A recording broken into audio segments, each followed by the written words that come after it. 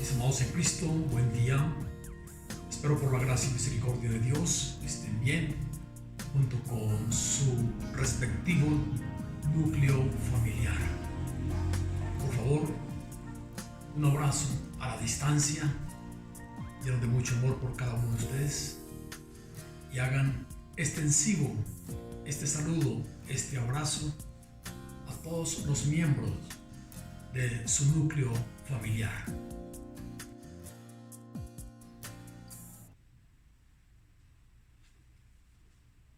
Bien, mis amados,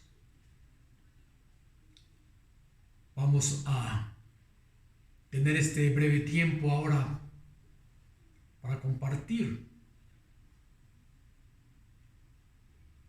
sobre la responsabilidad que Dios nos ha dado como hijos suyos.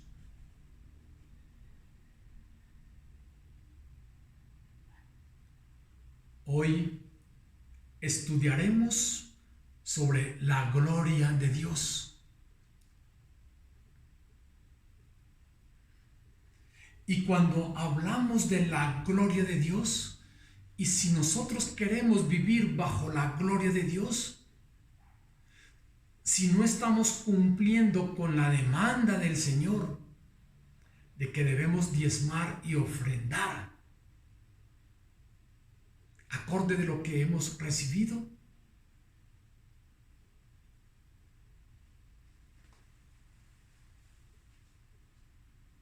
si no lo hacemos así, no estamos en verdad glorificando a Dios. Dios provee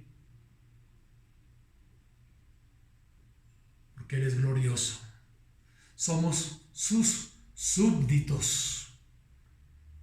¿Y cómo no dar para su obra cuando Él nos da mucho para que devolvamos un 10% como mínimo? He de decirles, mis amados, que sigan orando fuertemente por la iglesia local. Que Dios les bendiga, que Dios nos bendiga y podamos cumplir. Algunos hermanos siguen con los privilegios como si no hubiesen sido afectados por esta situación. Pero, por favor, no sean austeros con la obra del Señor. Les amo en Cristo, mis amados. Dios les continúe bendiciendo. Señor Dios, gracias te damos por el privilegio de poder diezmar, de poder ofrendar para tu obra. Esto no es una opción, es una orden. Y no queremos pecar siendo desobedientes. Y no queremos dar sin ver tu gloria, Señor. Que tu gloria lo llena todo. Gracias, buen Padre. En Cristo Jesús. Amén y amén. Me es de mucho gozo compartir el mensaje del día de hoy. Y he estado pensando en estos días sobre la gloria.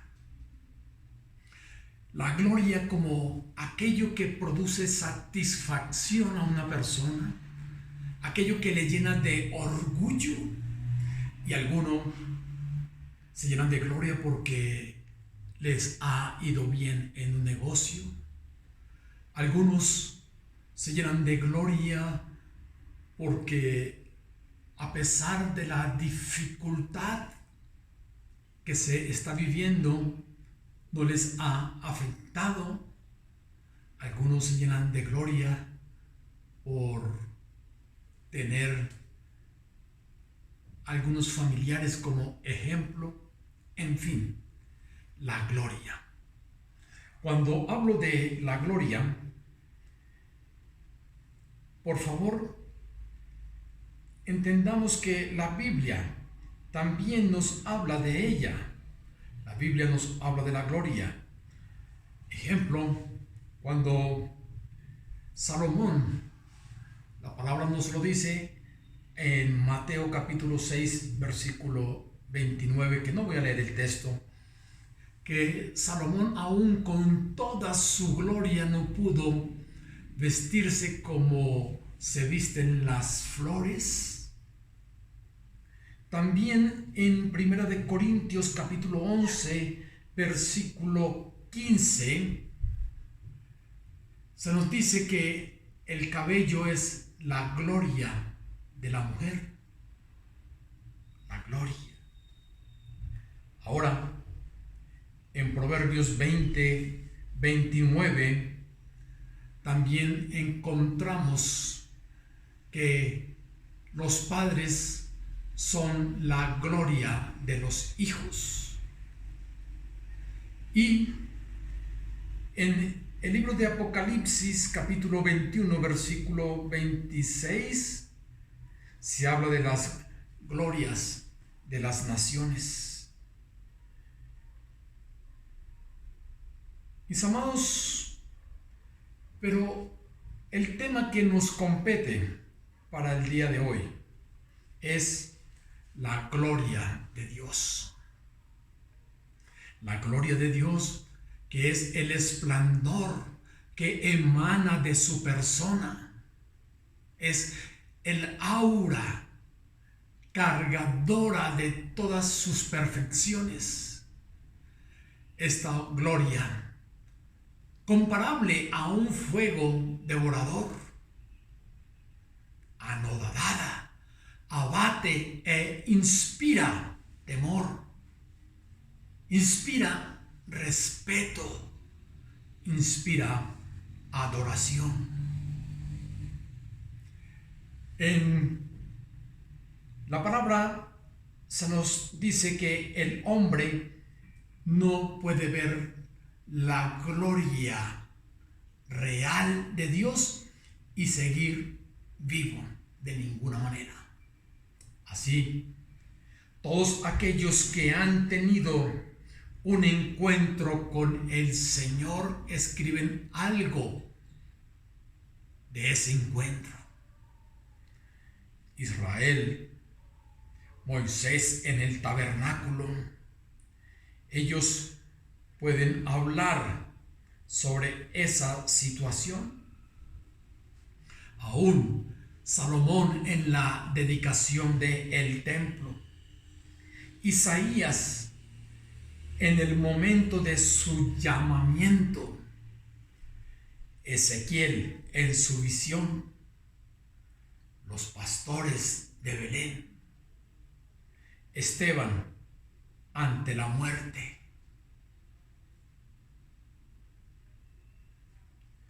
La gloria divina se revela en la creación y de manera particular en el hombre hecho a imagen de Dios.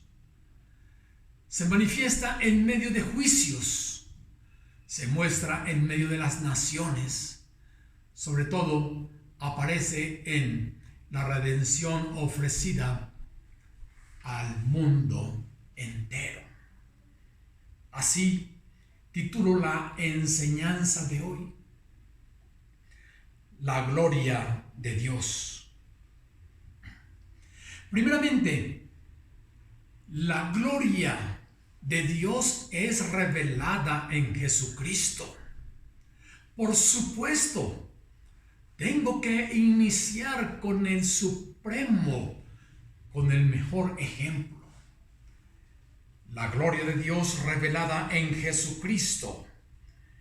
Y, por favor, invito a que me acompañen a el libro de Isaías, capítulo 49, versículo 3. Y me dijo: mi siervo eres, oh Israel, porque en ti me gloriaré.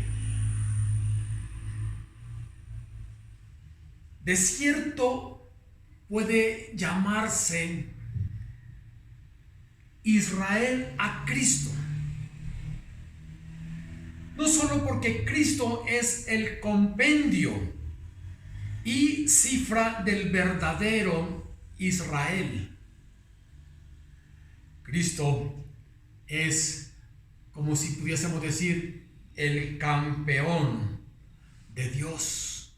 El campeón que prevalece con Dios. Que prevalece con Dios. Porque en Él se vieron realizadas todas las expectaciones de Dios en el Señor. Ahora, por eso en Isaías dice, y me dijo, mi siervo eres, oh Israel, porque en ti me gloriaré, pues siendo el Señor de una genealogía hebrea, es en el Señor donde se encierra todo cumplimiento. Por eso lo he dicho, puede llamarse Israel a Cristo, no solo porque Él es el compendio verdadero que prevalece, lo es. Vemos al texto, el cual siendo el resplandor de su gloria y la imagen misma de su sustancia. Ahora, detengámonos un poco para ampliar lo que nos dice el texto sobre esa sustancia. La sustancia trata de la esencia. La sustancia trata de lo interno de Dios. La sustancia es la palabra, la verdad. Ahora, esa palabra sustancia en su idioma original es usada en dos sentidos. El primero se refiere a un sello y el segundo a la marca o impresión que éste hace. Pensemos que este es el sello, lleno de tinta especial para marcar, y esta es una superficie adecuada para recibir el sello. Lo que está en esta mano, lo que es el sello, se ve aquí plasmado. Eso es lo que nos está enseñando en cuanto a la sustancia. Entonces, el primero se refiere al sello y el segundo a la marca o a la impresión que éste hace. Cuando este instrumento se usa para marcar o imprimir algo, el producto tiene su misma forma, porque reproduce su figura exacta y detalladamente. Al decir que Jesús es la imagen y sustancia de Dios, afirma que es una reproducción exacta. Permítanse decirlo en esa forma. Exacta. Es lo que dice.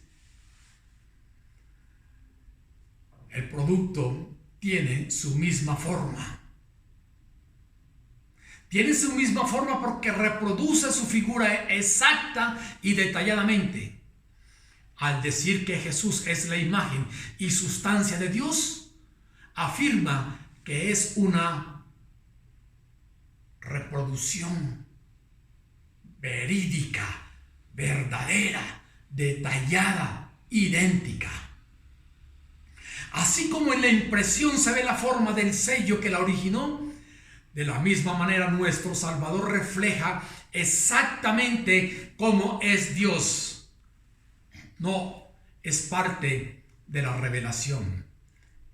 El Señor Jesucristo no es parte de la revelación, sino la manifestación, escúcheseme bien, la manifestación exacta del Padre. Y además viene con todos sus atributos pertenecientes que permanecen en el Hijo, quien es la evidencia del mismo Dios Todopoderoso. Aquí, en el texto que estamos en este momento compartiendo de Hebreos capítulo 1, versículo 3, también se nos dice que Él es quien sustenta todas las cosas con palabra de su poder. Esta palabra tiene la idea de mantener o estar al cuidado de algo. Es muy significativa para el creyente porque Cristo participó en la creación y la sigue supervisando. Él no es el Dios del deísmo que dice que hizo el mundo y lo abandonó a su suerte.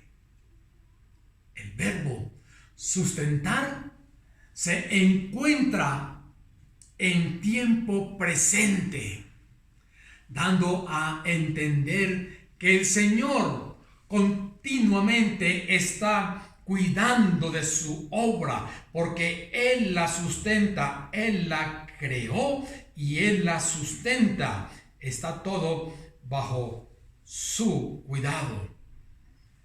La sustenta con las palabras de su poder. Su poder. La frase, la palabra de su poder, nos hace recordar el inicio de la creación, como se relata allá en Génesis, donde por medio de un sencillo mandato, todo fue hecho. El Señor dijo, hágase, y fue. No necesito de materia prima, no necesito de herramientas. Él habló y todo lo que dijo se cumplió. Esta es la interpretación correcta, mis amados, de la palabra de su poder. El poder del Señor es la certeza de que Cristo es el sustentador de todo. Y esto nos debe animar a descargar sobre Él todas las tribulaciones, todos los problemas que nos abruman. Él es quien sostiene y perfecciona todas las cosas, incluso aquellas que nos preocupan y nos afligen. Regresando al texto aquí en Hebreos capítulo 1, versículo 3, la palabra nos sigue diciendo, habiendo efectuado la purificación de nuestros pecados por medio de sí mismo. Otro aspecto, mis amados, de la obra del Hijo es la purificación de nuestros pecados.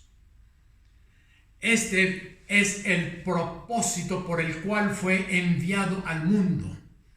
Esta palabra lleva el sentido de limpieza, usando un medio purificador, o sea, la expiación. Esto significa que Cristo eliminó de una vez y para siempre las transgresiones del creyente. Fue un sacrificio suficiente. Ya no se necesita nada más. Y la expresión aquí que encontramos por medio de sí mismo viene a reforzar la idea de que hizo su obra sin ayuda de ángeles o de otras personas, porque Él es el sacerdote y además la víctima del sacrificio. Grábense esta frase. Él es el sacerdote, el Señor Jesucristo, el sumo sacerdote y además la víctima del sacrificio. Aquí en el tema, siguiendo en Hebreos capítulo 1, versículo 3, la última parte del versículo nos dice que se sentó a la diestra de la majestad en las alturas. Se sentó a la diestra de la majestad de las alturas. Ese acto manifiesta honor, manifiesta aprobación y recompensa. La palabra majestad es sinónimo de Dios y expresa la idea de su grandeza. Por lo tanto, mis amados, entiéndase por favor, la diestra del Altísimo es el lugar de mayor honor. Esta figura se busca en las cortes de los reyes de la antigüedad, donde la persona que se sentaba a la derecha del soberano era la que ocupaba la más alta posición y recibía las mayores distinciones. Esta categoría hace resaltar la superioridad de quien se sienta al lado de un rey. Por lo tanto, una persona con esa designación recibe toda autoridad sobre las cosas, tanto las que están en el cielo como las que están en el tierra. El Señor, nuestro Redentor, se sentó a la diestra de la majestad en las alturas, en un lugar digno de Él, a la diestra del Padre. Ahora, en cuanto a la misma temática, veamos en San Juan capítulo 1 versículo 14, texto que lo conocemos, y recordemos que Jesucristo revela la gloria del Padre. Jesucristo revela la gloria del Padre, y el texto de San Juan capítulo 1 versículo 14 nos dice: y aquel verbo fue hecho carne. Verbo implica comunicación, al igual que una palabra transmite una idea. Era un vocablo muy común en aquel entonces, pero al aplicarla al Hijo de Dios, Juan le da un sentido especial. Es Jesucristo la revelación completa de Dios. En Él todos los propósitos, en Él todos los planes, en Él todas las promesas divinas llegan a su culminación. El Verbo hecho carne. Fue hecho carne y habitó entre nosotros y vimos su gloria. Gloria como del unigénito del Padre. Vimos su gloria como del unigénito del Padre. Vimos su gloria como el unigénito, el único que tiene el gen de Dios, lleno de gracia y de verdad. Lleno de gracia y de verdad. O sea, tan eternamente dotado como eterno. No ha habido ocasión en que no haya sido así.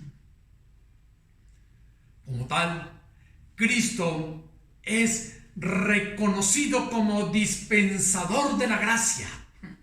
Escúchese bien, dispensador de la gracia. Ahora, la Madre de Jesús, a quien respetamos, de ella se ha hecho un falso culto. Ella se llama muy favorecida allá en el texto de Lucas. Pero ¿esto qué quiere decir? Que María era receptora de la gracia, no dispensadora de la gracia. Y en cuanto a lleno de verdad, hablando de la gracia, del unigénito lleno de gracia y de verdad, es importante notar que el cristianismo no se basa en opiniones o sueños, sino en la verdad. La verdad en cuanto a Dios, el hombre y la salvación. La verdad en cuanto a Dios, la verdad en cuanto al hombre y la verdad en cuanto a la salvación. Jesús es glorificado. Recuerden, mis amados, que estamos dentro del contexto de la gloria de Dios que se revela en Jesucristo. Juan 13, 31 y 32. Entonces, cuando hubo salido, dijo Jesús: ahora es glorificado el Hijo del Hombre, y Dios es glorificado en él. Si Dios es glorificado en él, Dios también le glorificará en sí mismo y enseguida le glorificará. Estaba el Señor con los discípulos y Judas salió. Con la salida de Judas, la cruz del Calvario ya se perfilaba como un hecho. La vida y ministerio de Cristo llevan la estampa de una total conformidad con el plan de Dios. Su muerte en la cruz sería el clímax de ello. Después de que Judas salió, Jesús les dijo a los otros discípulos: ahora la gente podrá ver lo grande y poderoso que soy yo, el Hijo del Hombre. Gracias a mí podrán ver lo poderoso y grande que es Dios, exaltando, glorificando al Supremo. Palabras de Jesús: si yo hago que la gente vea lo grande y poderoso que es Dios, entonces Dios hará que la gente también vea lo poderoso y grande que soy yo. Y Dios hará esto pronto. Qué hermosa es la inerrante palabra de Dios. La gloria de Dios revelada en Jesucristo. San Juan capítulo 17, versículo 5. En esa gran porción bíblica donde el Señor oraba por sus discípulos Y en este versículo le dice: ahora pues, Padre, glorifícame tú al lado tuyo con aquella gloria que tuve contigo antes que el mundo fuese. Glorifícame tú. Jesús ora para que la cruz, que para el mundo es necedad y piedra de tropiezo, sea un medio de traer gloria al Hijo y por tanto al Padre. Donde se relata su glorificación, el Señor se refiere a la eternidad pasada y al futuro. Más allá, mucho más allá de su resurrección. Esta petición anticipa el retorno a la gloria que tenía con el Padre antes del comienzo del mundo. Lo opuesto a Filipenses 2:7, paráfrasis. Se despojó a sí mismo tomando forma de siervo. Aquí se reafirma la eternidad del Hijo y además su igualdad con el Padre. El Padre glorificó al Hijo y el Hijo glorificó al Padre. La gloria de Dios revelada en Jesucristo, mis amados, es lo que estamos viendo. Segunda de Corintios, capítulo 4, versículo 6. Porque Dios, que mandó que de las tinieblas resplandeciese la luz, la creación, el soberano ordenó que resplandeciese la luz. Es Él que resplandeció en nuestros corazones. Lo vuelvo a leer. Porque Dios, que mandó que de las tinieblas resplandeciese la luz, es el que resplandeció en nuestros corazones.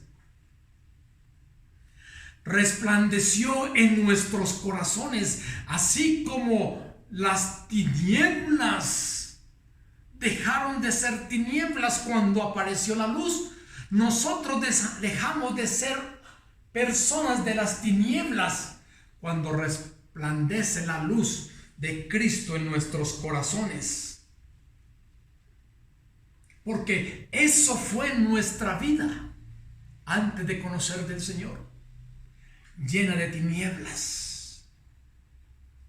Pero debido a la misericordia de Dios, nos buscó, nos saca de las tinieblas, y es así como resplandece su luz en nuestros corazones. ¿Para qué? Para iluminación del conocimiento de la gloria de Dios en la faz de Jesucristo. Para la iluminación del conocimiento de la gloria de Dios en la faz de Jesucristo. Es decir, Él ha resplandecido en nosotros para que nosotros seamos sus embajadores y para que la luz de Cristo resplandezca en otras personas, no porque nosotros seamos quienes proporcionan esa luz, sino porque somos el ente, permítanse decirlo de esa forma, somos el ente a quien Dios utiliza para llevar el Evangelio, para que todos puedan experimentar la luz, vivir en la luz, por supuesto saliendo de las tinieblas. La gloria de Dios manifiesta en Jesucristo. Ahora paso al siguiente punto.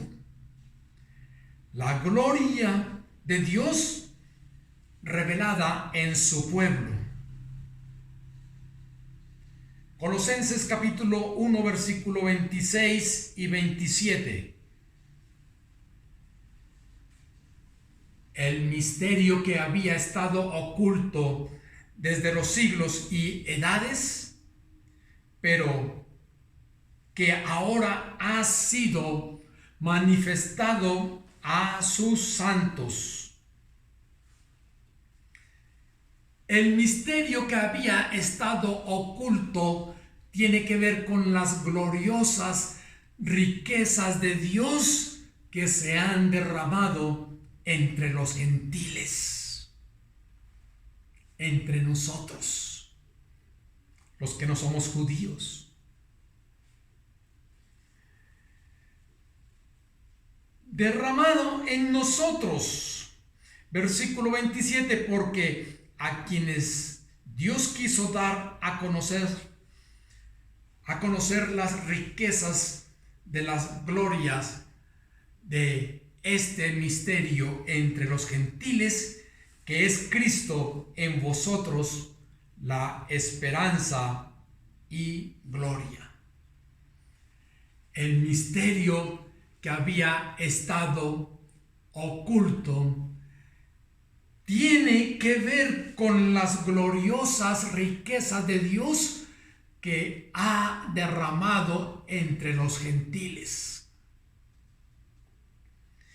Y como complemento de lo anterior, el apóstol Pablo expresa el contenido de su mensaje, y es Cristo, lo dice él, en vosotros, los gentiles. Cristo en nosotros, los gentiles. La esperanza de su gloria. Habían vivido alejados de Dios, sin esperanza. Pero ahora en Cristo se nos considera diferentes y se nos da la misma gloriosa esperanza que ha dado a los judíos. No nos falta nada, mis amados, para recibir la misma herencia. Los que antes éramos paganos e incrédulos, ahora tenemos la esperanza de recibir la gloria. Resumiendo, el misterio era que el Mesías es la única esperanza para los judíos y gentiles. Sería el resumen de esta pequeña porción. El misterio era que el Mesías es la única esperanza para judíos y para gentiles.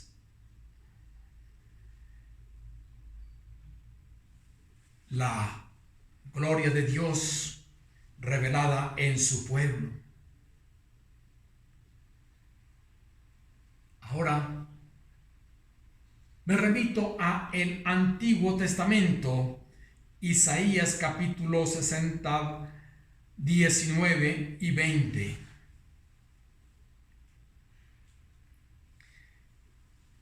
El sol nunca más te servirá de luz para el día, ni el resplandor de la luna te alumbrará, sino que Jehová te será por luz perpetua, y el Dios tuyo por tu gloria. No se pondrá jamás tu sol, ni menguará tu luna, porque Jehová te será por luz perpetua y los días de tu luto serán acabados. Como símbolo de la paz interior de Jerusalén y de las bendiciones que Dios dispensará de forma ininterrumpida, vemos en los versículos que acabamos de leer, el 19 y el 20, pero tenemos que saber para qué época es esta palabra. Y quiero leer Apocalipsis 21-23. La ciudad no tiene necesidad de sol ni de luna que brillen en ella, porque la gloria de Dios la ilumina y el Cordero es su lumbrera. Qué lindo, ¿verdad? ¿Será aquello? En el mismo libro de Apocalipsis 22:5. No habrá allí más noche, y no tienen necesidad de luz de lámpara, ni de luz de sol, porque Dios, el Señor, los iluminará y reinarán por los siglos de los siglos. Dos textos de Apocalipsis donde se nos dice qué es lo que no habrá allí.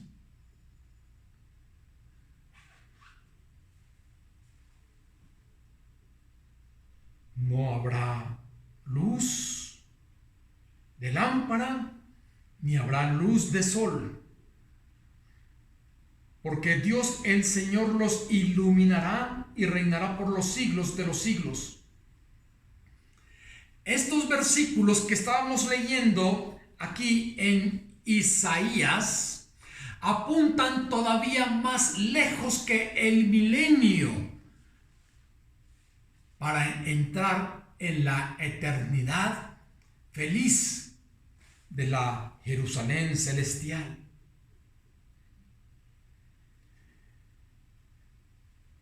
La gloria de Dios revelada en su pueblo. Primera de Corintios capítulo 15, versículo 49.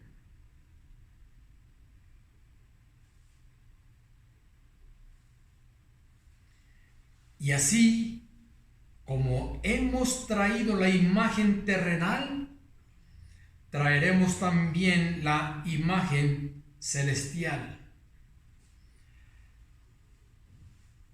La imagen terrenal adquirida por el primer Adán.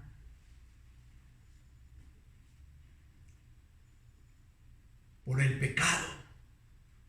El pecado entró al mundo y por el pecado entró la muerte, y así la muerte pasó a todos los hombres por cuanto todos pecaron. Estábamos con esa imagen terrenal, pero traeremos también la imagen del celestial. Habrá un cambio. La imagen del celestial, del segundo Adán. Habrá una transformación. Habrá un cambio, porque no iremos a la presencia del Señor con estos cuerpos así, sino como el cuerpo del Señor glorificado. Por favor, pido que me acompañen al siguiente texto en 2 de Corintios 3:18.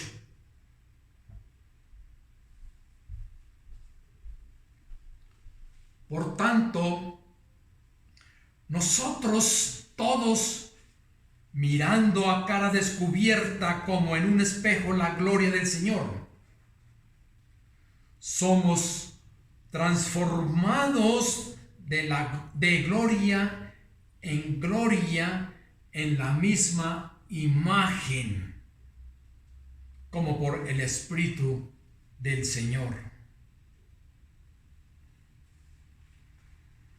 Este aspecto de nuestro ministerio tiene que ver con la transformación continua de nuestro carácter.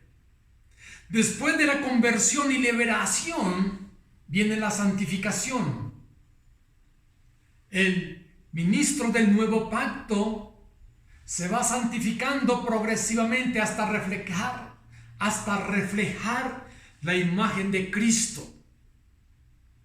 Esta es la meta que el Señor tiene para todos los suyos, para todo su pueblo. El mismo vocablo se traduce transfigurar, como aconteció con el Señor Jesucristo en la transfiguración.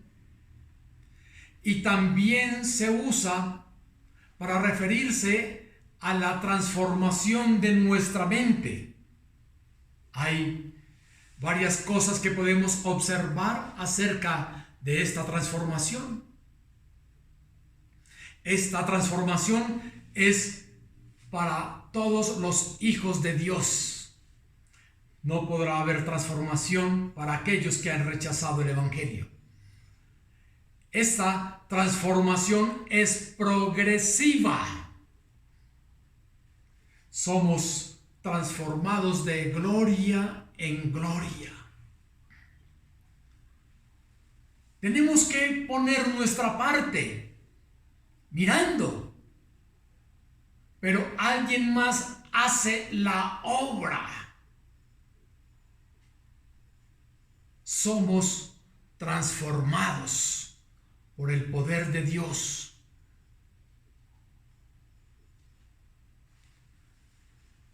Son dos sus agentes: la palabra de Dios, como mirando en un espejo,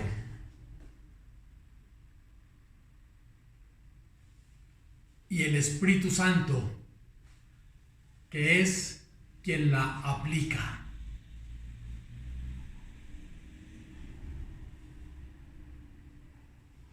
La transformación de gloria en gloria en la misma imagen.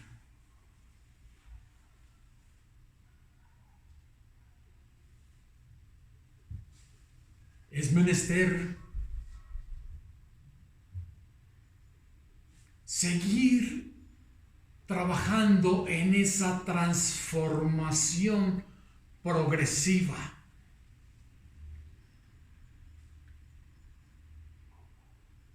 En pos de la santificación.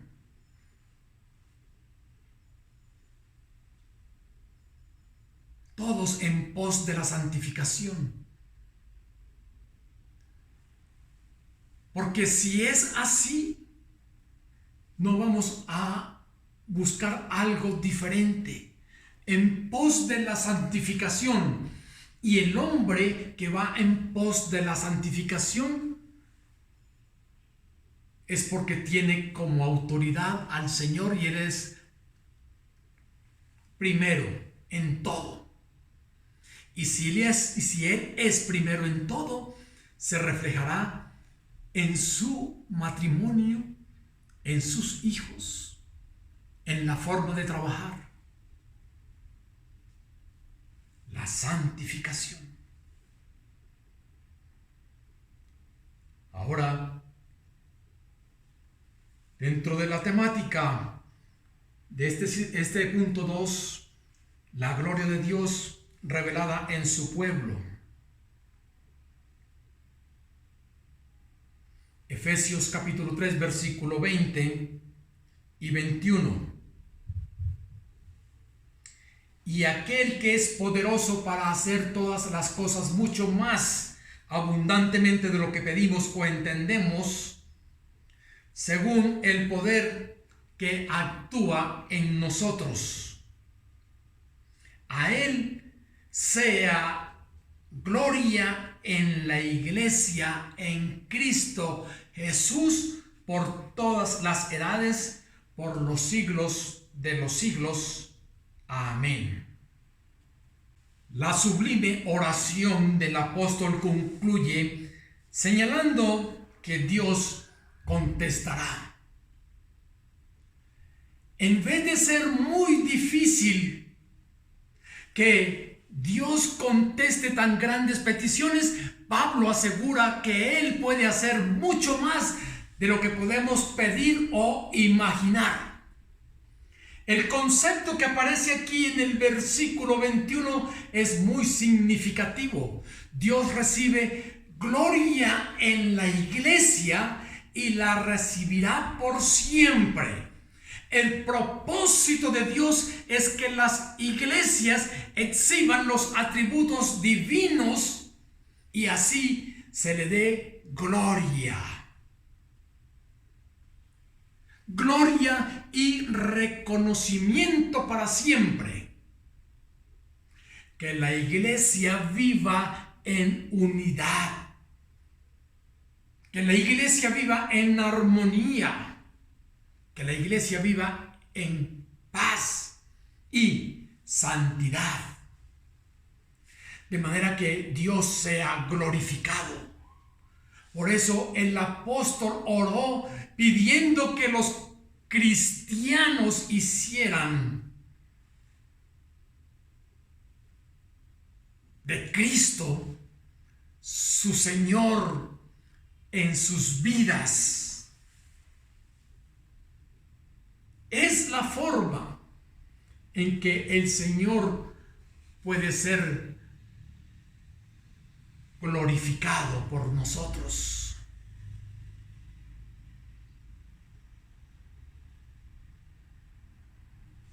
Unidad, armonía, paz, santidad.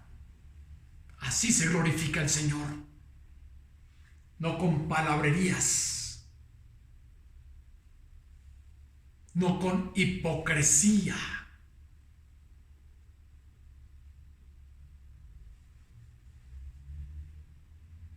Si Él es el Señor en nuestras vidas, eso tiene que pasar.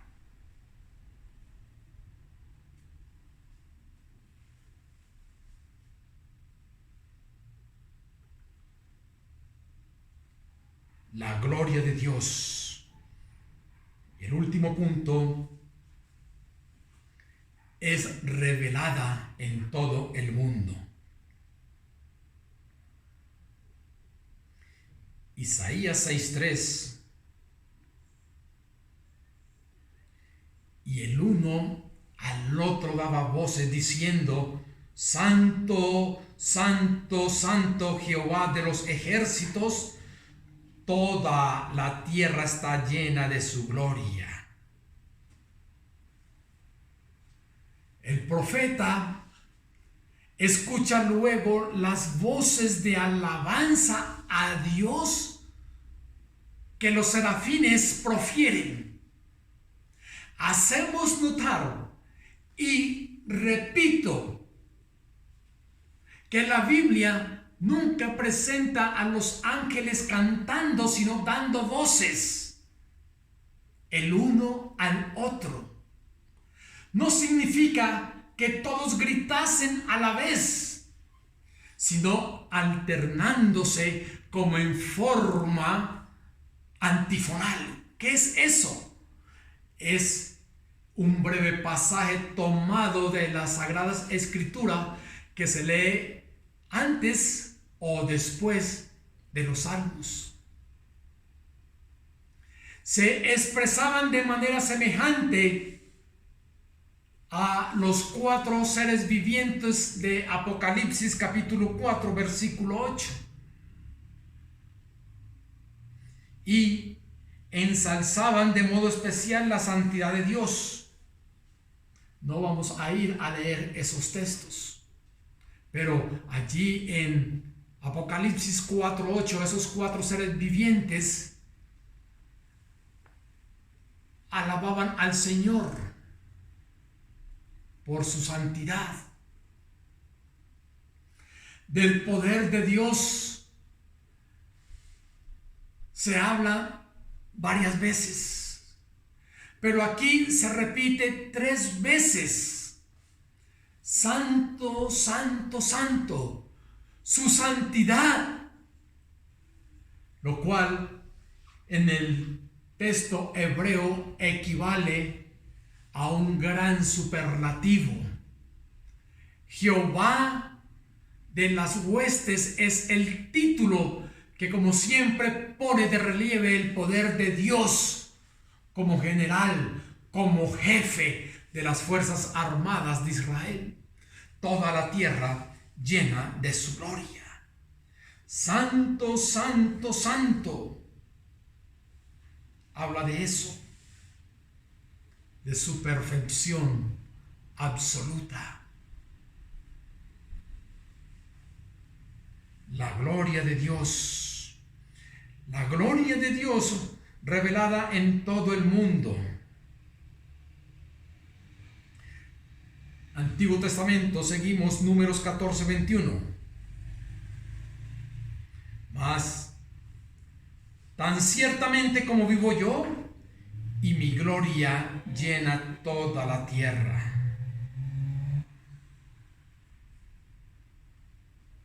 La gloria de Dios queda totalmente cubierta con la resolución que la justicia divina ha tomado. Recordemos que Moisés había mostrado en su oración un interés especial por la gloria de Dios. Todo el mundo verá cuánto aborrece Dios el pecado, incluso en su propio pueblo, y cómo va a pedirle cuentas por él. Pero al mismo tiempo verá también cuán benigno y misericordioso es, tardo en airarse. Dios da respuesta inmediata. Dios da respuesta inmediata cuando se invoca su gloria, porque quien invoca su gloria está viviendo plenamente para Él. ¿En qué sentido? Si peca, se arrepiente. Si tiene que pedir perdón, lo pide. Si tiene que restituir, restituye, porque quiere glorificar el nombre del Señor. Así también cuando nuestro Salvador oró al Padre diciendo: Padre, glorifica tu nombre, se le respondió inmediatamente: lo he glorificado y lo glorificaré otra vez. La gloria del Señor llena toda la tierra. La gloria de Dios la vemos por todas partes. Ahora, el Salmo 57:5. Exaltado seas sobre los cielos, oh Dios, sobre toda la tierra sea tu gloria. Es decir, exaltado en todas partes y sobre toda la tierra sea tu gloria, sobre toda la tierra. La tierra habla de Dios. La tierra habla del Señor. Es un milagro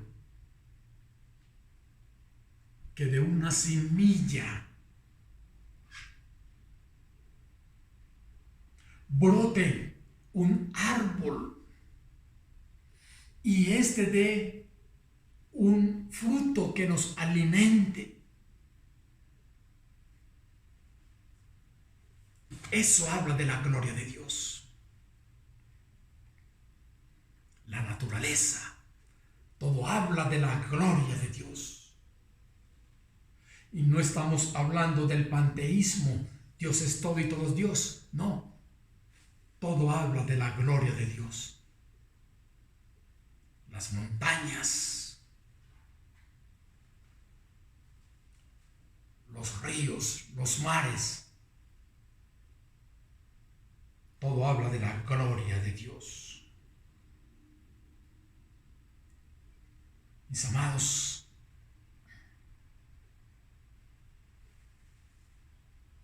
hablamos de la gloria de Dios. Y así como lo estaba diciendo anteriormente, la gloria de Dios tiene que ser nuestro norte. La gloria de Dios tiene que ser nuestro objetivo. La gloria de Dios tiene que llenarlo todo en nosotros. La gloria de Dios no puede descuidarse en nosotros. La gloria de Dios tiene que vivirse. Vivimos la gloria de Dios cuando amo, cuando respeto a mi cónyuge, a mis hijos. Si hay subalternos, a mis subalternos. Si hay superiores, a mis superiores. La gloria de Dios. La gloria de Dios la vemos sometiéndonos a las autoridades. Es decir, la vemos, la gloria de Dios la practicamos, gloriamos al Señor, glorificamos al Señor cuando nos sometemos a nuestras autoridades. Y si nos dicen que tenemos que estar confinados, pues hagámoslo. Salgamos solo a lo permitido. Si sales con otros propósitos, no estás glorificando al Señor.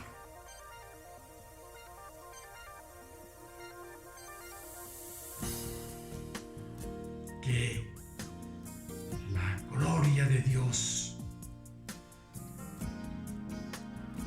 gobierne nuestras vidas. Amén. Señor y Dios, gracias te doy por tu gran amor. Gracias, Señor, porque lo que vemos es una visluz de tu gloria. Las montañas, el mar, los mares, la luna, las estrellas.